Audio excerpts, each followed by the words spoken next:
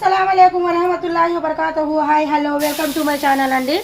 రోజు ఒకలాంటి దోశ ఎందుకనేసి ఈరోజు చాలా వెరైటీ దోశ అయితే వేస్తున్నాను.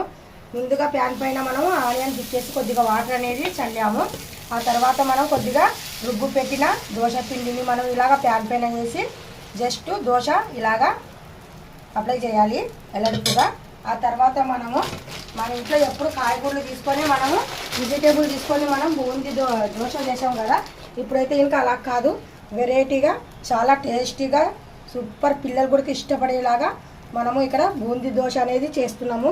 ఇప్పటి వరకు మన యూట్యూబ్ ఛానల్లో ఎక్కడైనా కానీ సరే బూందీ దోశ మీకు అస్సలు కంటికి కనపడలేదు. ఇదే ఫస్ట్ టైము.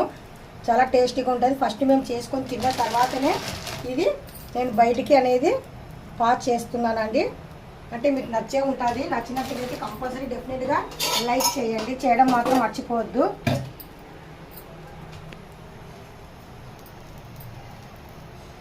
కొద్దిగా లైట్గా జస్ట్ ఆయిల్ అనేది ఇక్కడ నేను లైట్గా అప్లై చేశాను. ఇప్పుడు దోశ అనేది మనకు బాగా వన్ సైడ్ అనేది కాలిన తర్వాత ఒక ప్లేట్లో తీయడం.